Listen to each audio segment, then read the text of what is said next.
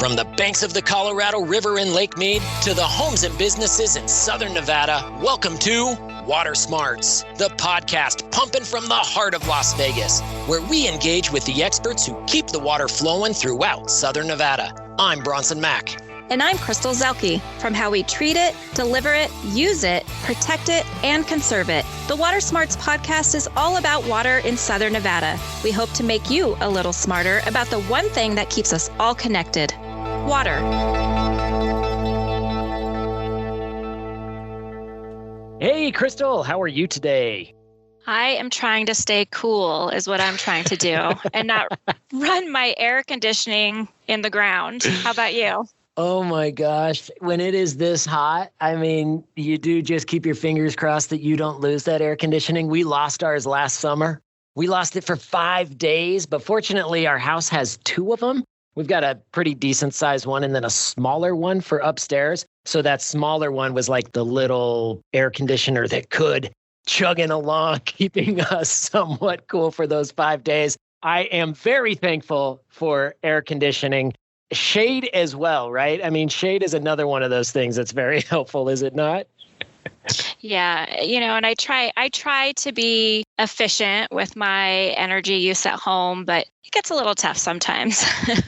Yeah, it does. I mean, that's all part of being a sustainable and responsible member of our community, right? And certainly it helps to keep those power bills down a little bit. I was also over at the Springs Preserve, and the reason I was sort of thinking of the shade, we were cruising the gardens there at the Springs Preserve, and it was still hot outside. We were there a little early in the morning, but it was still hot. But, that shade in the gardens did offer up somewhat of a cooling effect. Not quite like the AC does inside your house, but the Springs Preserve, obviously, a great place to visit. Also a place to learn a little bit about sustainability too, isn't it? Yeah, everything you really want to know or need to know is there at the preserve. The whole place is built around sustainability. So if you've never been there, take your family out there. I mean, you can learn anything about water conservation through our gardens, on the trails, our architecture, our museums. Everything there is sustainable and meant to really educate the community about how you can also preserve and protect our resources. It's a pretty cool place. And sustainability is so important. I mean, it really is sort of a lifestyle thing. You need to be sustainable at your home. You can be sustainable at work. And it is, though, one of those concepts that sometimes can be a little bit challenging to fully understand. So today on the Water Smarts podcast, we are going to be joined by Marco Vallata from the City of Las Vegas. Marco is a senior management analyst with the city's planning department, and he heads up the City of Las Vegas's world-class sustainability initiatives. Marco Vallata, welcome to the Water Smarts podcast. Thanks, Bronson. Thanks for having me. Hey, we are thrilled to have you here. We're no strangers to sustainability. We do a lot of work with the Springs Preserve, and there's a lot that goes on there. But before we get into some topics and talk more specifically about sustainability, can you help our audience understand a little bit about who you are? Marco, can you give us a little bit of history? What's your background, your time with the City of Las Vegas, and how you got into sustainability initiatives? Yeah, I grew up here in Southern Nevada. I went to Valley High School, ended up going to University of Nevada, Reno. I got my bachelor's in geography, and then I minored in math. I got a little bit of civil engineering in there as well along the way. But ultimately, I got my master's from there as well in city planning because I really cared about how cities grow and transform over time. I was growing up in the period of the 90s where it was the fastest growing city, and I saw tremendous amounts of change, over the time I was down here and upon the time I returned back to Southern Nevada after my time up in the north. So I've always loved it in our state. Really proud to be a part of doing things for Las Vegas. A Valley High School grad, that is fantastic, especially since I think all three of us on this podcast are products of the Clark County School District. So way to go, Clark County School District. Marco, sustainability. Crystal and I were talking just a little bit. It's kind of one of those popular buzzwords, and people may not fully grasp what it is. So can you explain a little bit about what you mean when you say that the City of Las Vegas is committed to sustainability, and tell us why that is important for us living here in this desert environment? Yeah, it's especially important. I've always thought that the triple bottom line type of approach to sustainability, where you consider in the environment, the economy, and the community, really is what defines sustainability. And I think we've carried that definition at the city forward because we need to ensure that we're enduring and that we have a healthy environment, that we have a resilient economy, and also this recognition that we're in one of the driest parts of one of the driest states in the country.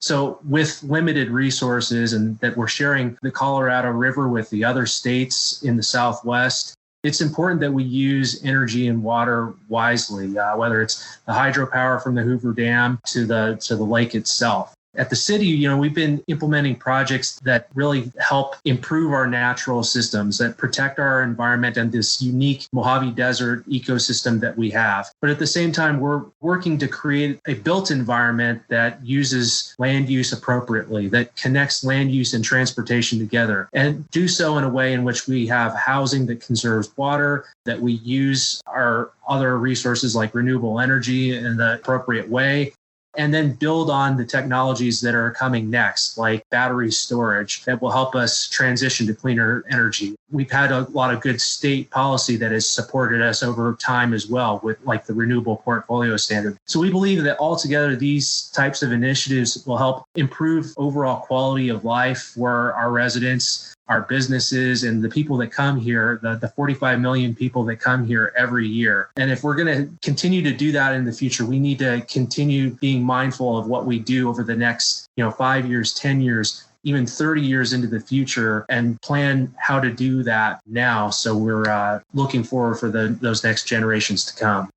So, Marco, then can you share with us some of the projects the City of Las Vegas has completed that help meet these sustainability goals? What are some of the projects that people may drive by and not even realize are part of these energy and water smart sustainability projects?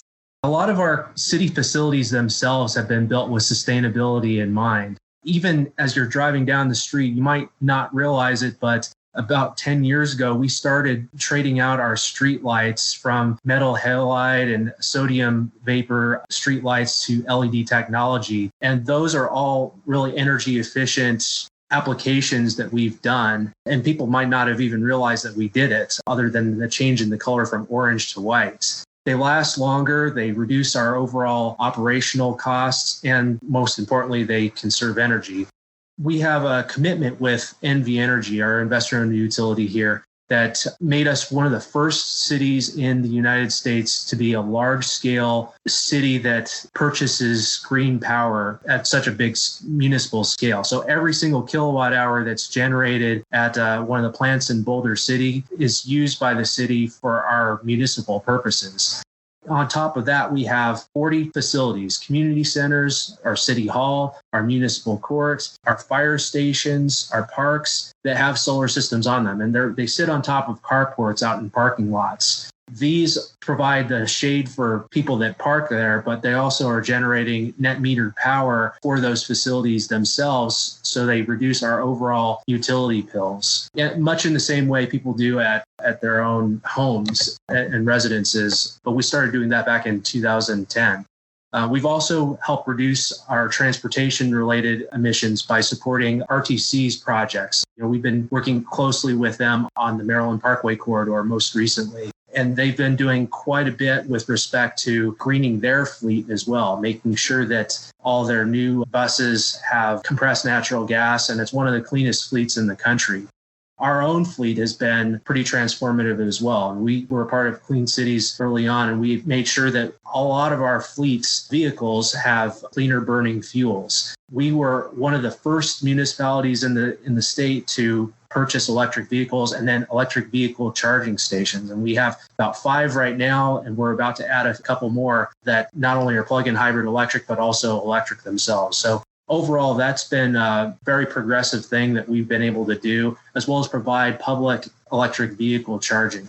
This is important because our valley itself is made up geographically. I mean, we have this sink or this bowl that's, because we're surrounded by mountains. And in the past, we have had some not so good air quality, but with a lot of these improvements that have been done in both with renewable energy construction and reducing transportation related emissions, we've been able to bring our overall air quality into attainment. And measures like these will help our air be cleaner and help improve overall health for people that are living here. Not only that, but we've been focusing on other modes like pedestrians and bicyclists. We've added more than 500 miles of bike lanes throughout the city, and we're about to adopt a new complete streets ordinance that will improve our streets and help provide additional facilities for bicyclists, pedestrians, and transit. So throughout the city, you'll start to see new changes to how streets look. We'll have more tree-lined streets and more places for people to walk and bike safely and comfortably.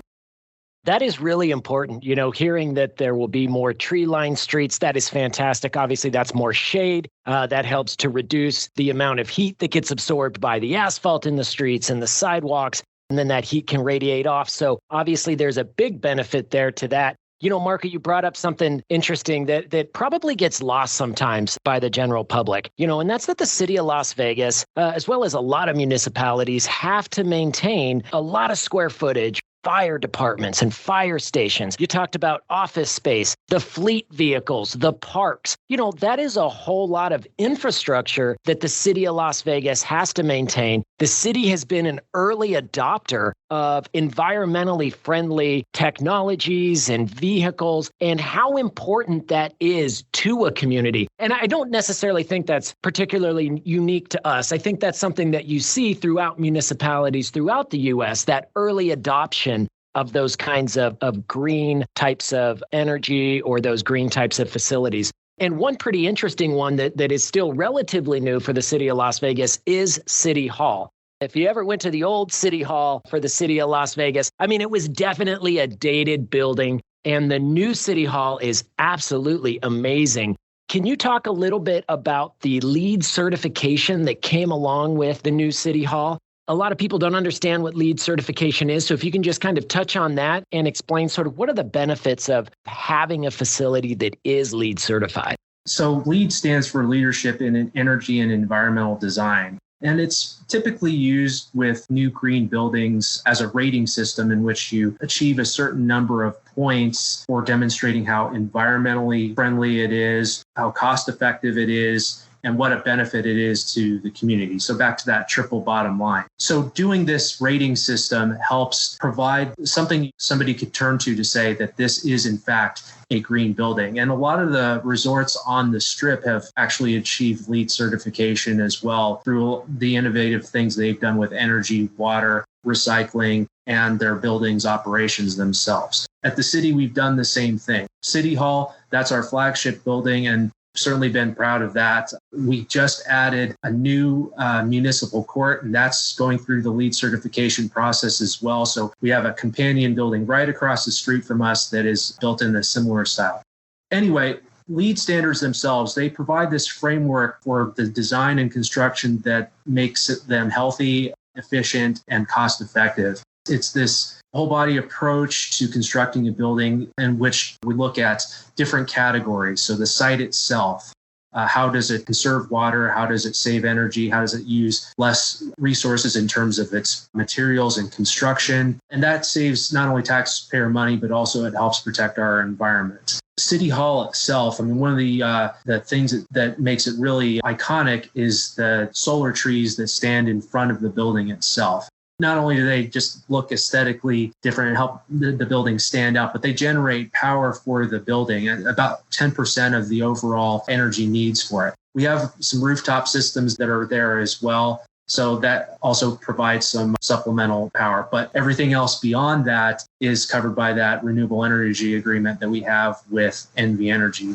We also have this innovative system on the top of the building in which we have our HVAC system, our heating, ventilation, and air conditioning system that's gas powered. And really what it is it's this condensing system in which we chill the water for the overall building's air conditioning system And some of the processed water from that is used in this loop that irrigates the patio landscaping and the landscaping out in front of the building. So we're also saving water that way. And I know a lot of the strip resorts have a similar type of a system. So it's not only City Hall have we done these types of improvements, but we've certified buildings at a couple of our fire stations, most recently Fire Station 3, which is at Washington and Rancho, and then Fire Stations 106, 107, and 108. They're all of a similar design, and we've done LEED certifications for those as well. And then a couple others that are going to be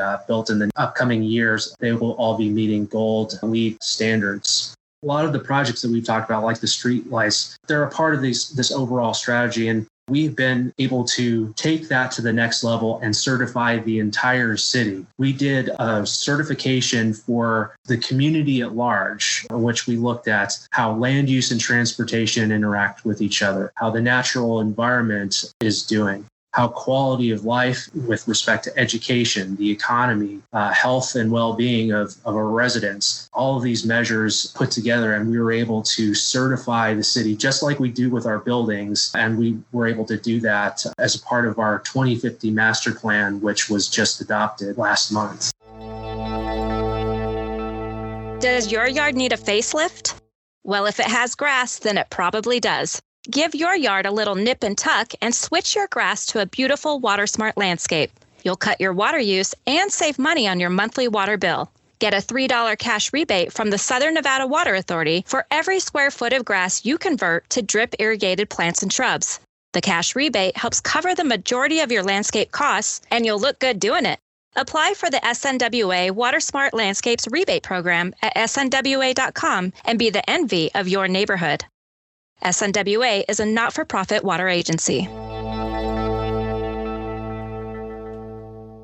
You know, water and energy are so closely related because it takes so much energy to move water, to heat water. So I'm curious a little bit more about some of your water efficient projects and maybe how they've impacted your energy savings as well. But what are some of your bigger water conservation initiatives? Not only do we have the indoor water consumption that we've been monitoring and we've been addressing at our buildings and facilities, but we've also been looking at our parks. With the amount of parks that we do have, those are an important community benefit that people love to go to and visit. We do have splash pads. We do have places where people can play sports, whether it's lacrosse or soccer or baseball or softball, or just the common areas for people to go walk their dogs or take their kids. We've made very important choices to make sure that we design our parks so that they're water efficient, in which we have functional turf that's available for people to use and recreate. And then for our athletic facilities themselves, we've taken a look at how some of our facilities are used, and working with SNWA and Las Vegas Valley Water District, we've been able to participate in the incentive programs to convert some of our more intensive facilities from the natural turf to artificial turf. And we've been able to convert dozens of facilities and dozens of fields, totaling more than 40 acres worth of grass themselves in our first tranche, and convert them to artificial turf. That saved the city millions of dollars long term because they also have the operational savings that go along with them.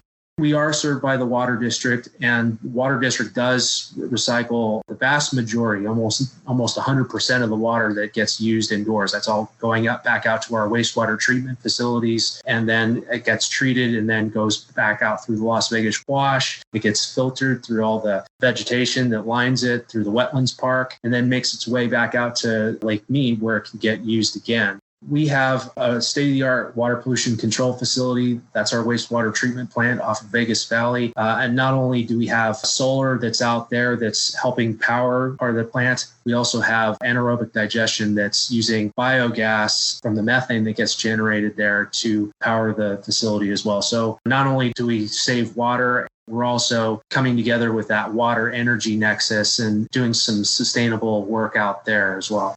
We have one of the nation's largest recycling centers in North Las Vegas. And several years ago, that facility expanded, but that allowed the city itself, our municipality, as well as our residents to recycle using single stream recycling. that expansion allowed for Las Vegas to fully participate. And now every single resident in Southern Nevada has the ability to do single stream recycling. So our residents and businesses, we recycle paper, plastic, and aluminum, and that goes out to through Republic Services, and they divert it from Apex Regional Landfill, and that has helped expand the life of the landfill for more than 100 years now.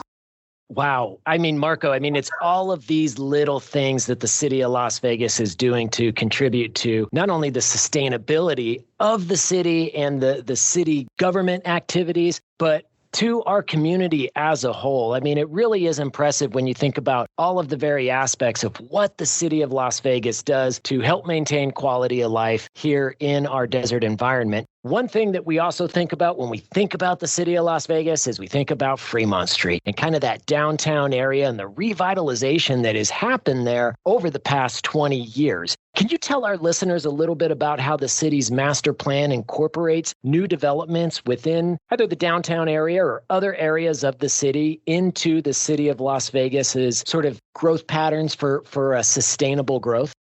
Absolutely. As I mentioned, when we were doing the Lead for Cities effort, we timed that and did something really innovative with respect to developing this new 30-year comprehensive master plan, and really took the time to evaluate where our city was at the point in time, given all the sustainable things that we've been doing. We looked ahead to what Las Vegas was going to be like in 2050, and we worked with our planning commissioners, our city council, Mayor Goodman, to really set that vision for what the future of Las Vegas was going to look like. And we built everything around a couple guiding principles: that we wanted Las Vegas to be healthy, we wanted it to be innovative, we wanted it to be resilient, we wanted it to be livable.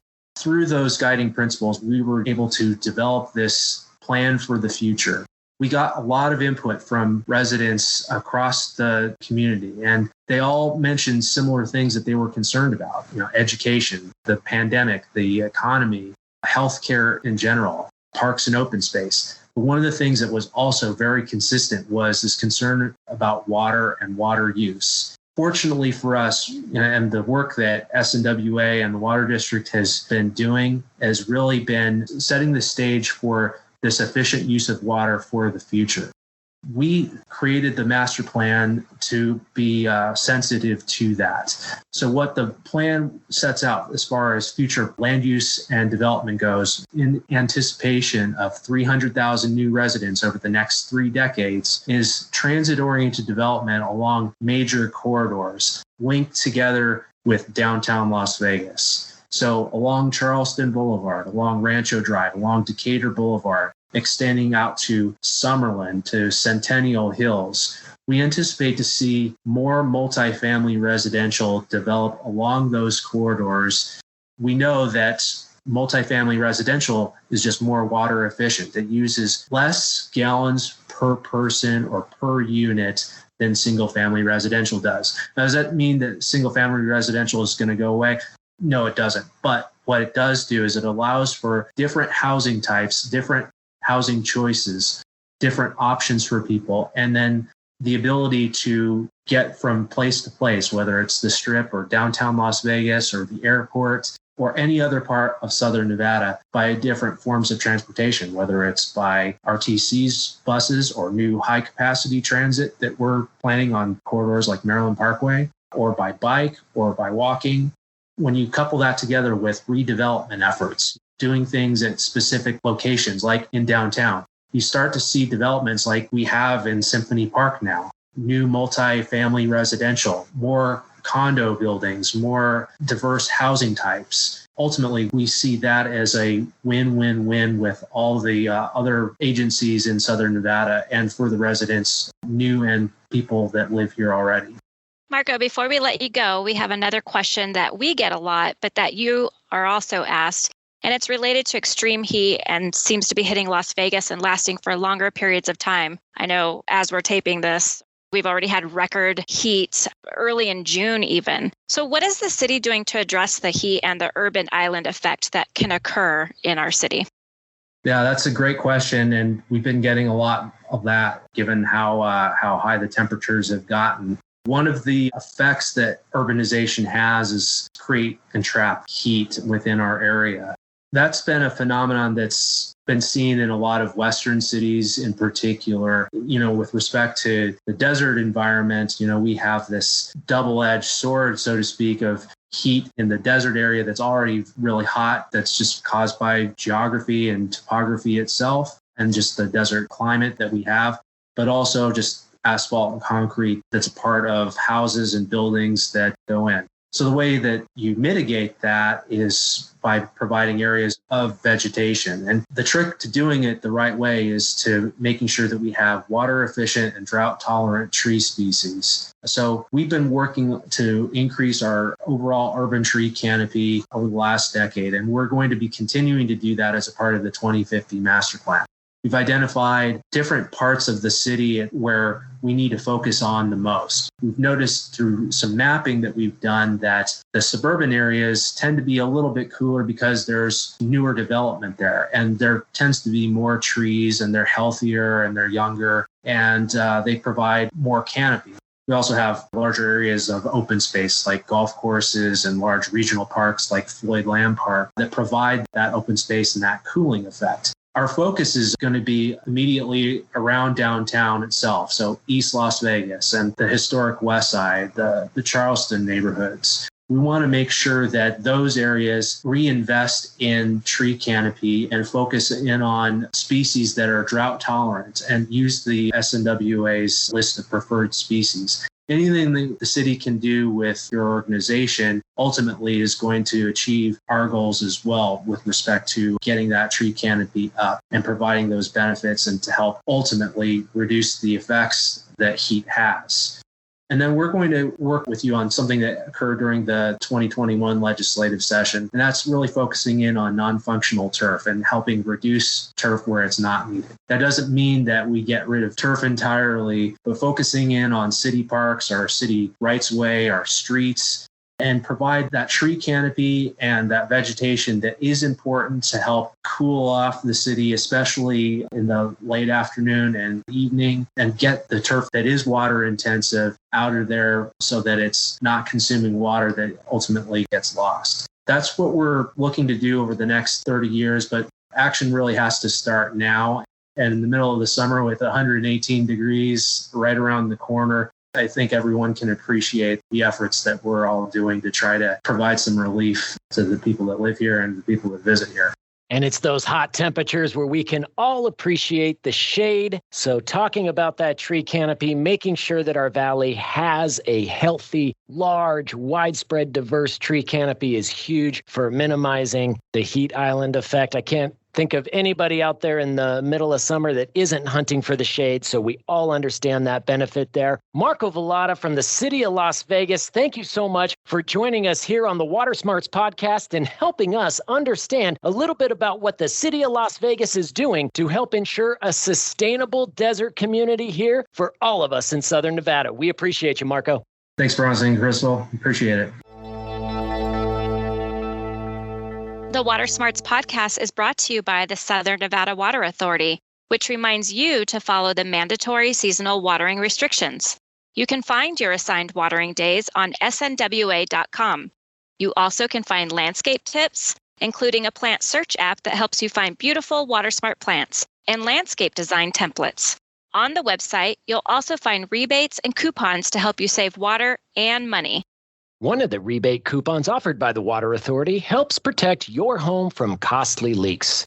Repairing water damage caused by leaks can cost thousands of dollars, not to mention considerable headaches. Thanks to WaterSmart leak detectors, you can prevent or mitigate water damage at your home using a leak detector that sends you information to an app on your smartphone. The Water Authority offers a rebate of 50% off the purchase price up to $200. Some devices require that you tap into your plumbing and may require a licensed plumber to install it, while others simply attach to your water meter. Find out more about the leak detector rebate coupon on the Southern Nevada Water Authority website at snwa.com. Well, that was a good conversation. Very insightful and interesting to learn about the things that the City of Las Vegas is doing from a sustainability standpoint, huh? Yeah, I mean, they have a lot of ground to cover. So, but it sounds like they have a lot of big initiatives and projects that they've been working on. It's pretty impressive. Yeah, and they've obviously been working on this stuff for a while. I mean, it's not like it's new. And it's funny because I remember it's probably about 10 years ago when we at SNWA had a hydrogen fueling station, and we were using that for some of our utility carts. And the city of Las Vegas came along. They're like, oh, we have a hydrogen fuel cell car. And they came rolling up and started using our hydrogen fueling station. And it was just an interesting way in which, and kind of opened my eyes to sort of how the municipalities become the early adopters for some of these newer technologies, these technologies that are either green or have different kinds of benefits to them that are a little bit different than just our typical fossil fuels or typical electricity usage. And I just always found that kind of interesting. So it was good to hear from Marco a little bit about City of Las Vegas, the history that they've had there, and they've been at this stuff for a long, long time. Yeah, exactly. And even planning so far into the future, it's kind of like what we do at the Water Authority and the Water District as far as, a 50-year water resource plan. So we're always looking into the future, and it sounds like they're doing the same thing. Fantastic stuff there from the City of Las Vegas. Well, that is it for this episode of the Water Smarts Podcast. We hope you subscribe, and hey, listen next time. If you have any questions that you'd like us to address, you can send them our way. Kick us an email over at watersmarts@snwa.com, or you can reach us through our website at snwa.com. We'll make sure to get back to you with an answer, and we might get your question on the air. And we'll see you here next time on Water Smarts.